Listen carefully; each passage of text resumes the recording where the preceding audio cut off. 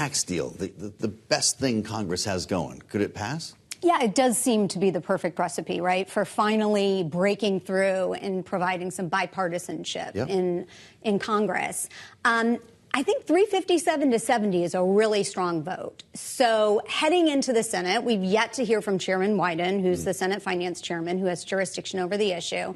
We've yet to hear which direction he wants to take this. Take it directly to the floor, provide a markup for members to be able to amend. I think we have to wait and see That's what those committee that. members want, right? That's exactly what they want. They want to tinker with this bill, which could slow it down or kill it. Right. Typically, the Senate is used to pushing things down the throat of the House. It's not usually the other way how about around. that? So let's just try to play with the calendar for a minute here. Even if they like this bill, we've got a 2-week recess coming. Yep. We've also got what appears to be an impending impeachment trial for the Homeland Security Secretary, which would take a couple of weeks, I'm guessing. Does the calendar allow for this? Yeah, so you're right. The Senate is in session next week, and Schumer has already announced that whatever defense supplemental comes out of this announcement tomorrow when the draft drops, that he wants to bring that to the floor next week. So that's going to take up the week next week. That's your potential border deal. Right. Check that box. Exactly. Yep. And then we move into a 2-week Senate recess. And we're now approaching the end of February. We have this appropriations deadline, right? Yes. I mean, we need to get a lot done in a very short period of time. You don't sound that optimistic that that's possible, then. I know you want to say nice things, but I think I can go dark very easily on all of this. I have to warn you. So a month from today, are we going to be shutting down the government? I think they will be able to find a resolution. They've agreed on those 302B numbers. That really allows them to go forward into the individual appropriations bills and make some tough decisions on policy writers as well.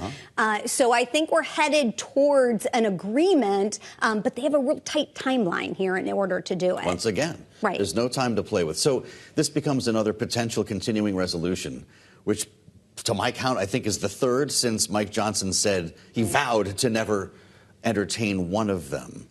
You've got Marjorie Taylor Greene standing by with a motion to vacate.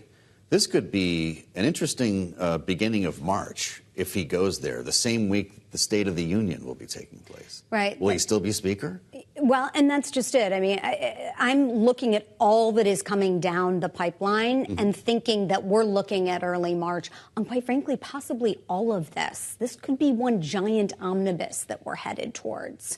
If not, then they need to pass a CR and they need to do it before April 30th because that's when that 1% cut comes into play. A giant omnibus. The last guy got fired for less than that, right? That's poison for Mike Johnson. If that happens, is he sitting behind Joe Biden at the State of the Union? I think that's the big question right now. But it only takes one vote, and he can't allow that to continue hanging over his head in order to make decisions as to what is best for the conference on the House floor. You mentioned this potential border deal. We hear text could emerge as soon as tonight. Once people get their hands on this, how does that change the conversation from one that's been pretty toxic lately?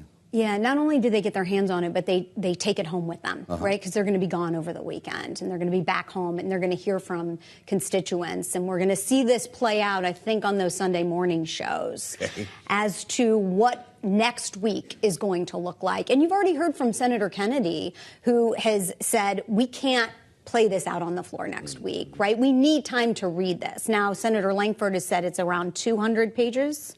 That's going to take a little bit of time to get through that policy. Most of it is the border policy. Yes, sure. It's already been surrounded by misinformation, leaks to reporters, many of which may not be true. Are lawmakers going to be grown up enough to actually address what's in print? Well, and I think there's going to be a lot of debate on the actual text. Yep. So we're going to see what is actually in there. And there are going to be experts from all around Washington who are going to weigh in with these senators on the practicalities of what this language could mean for the border. You've got people on the phone at Invesco who want to know what this means for the investment community, of course. And I can't imagine how you answer them with this level of uncertainty right now. What level of risk are we bringing to the markets when we talk about government shutdowns, not a fiscal cliff this time, but just total chaos, the inability to pass a law? Yeah, you're right. Certainty is what the markets want. Certainty is what our clients want. And so we try to really break through the noise that they hear, the rhetoric from each side, some of the manufactured crisis, and get to what actually matters and what is practically possible. And so that's what we're constantly trying to aid our clients with as they make decisions throughout the week. Those decisions are pretty hard to make when you don't know what's coming next, or if you don't know who the leadership is going to be. And now you add an election cycle on top of that. Is this going to cause investors to pull back through the course of this year? Yeah, hopefully not. I mean, historically, elections, no matter which side we see the presidential, whoever is in the White House and whoever is the makeup, whichever party has the makeup of Congress, right? I mean, you see that markets continue to move on and long-term investors continue to make money. And we try to remind our clients that and our clients' clients. So what's the biggest risk? Before you came in here, we were talking about potential strikes in the Middle East, a standoff with Iran. Is energy what should be keeping us up at night? Oil prices? What's your worry? Right. Well, I mean, geopolitically, I think there's a lot of concern right now. And I think that's why we're looking to this defense supplemental. What is in the realm of possible? Does that lower uncertainty if that actually happens? Well, you see $60 billion go to defense? Well, now, and even more than that, right? Because they've added additional funding due to the missiles that they've expended in the Red Sea with the Houthis. So that is going to allow for us to fortify our defense if we're able to get this money for not just Ukraine, but Israel, for the Indo-Pacific, right? And to get our own stockpiles back to where they need to be. This is really important. That's why you see Senator McConnell on the floor almost every day now talking about this issue.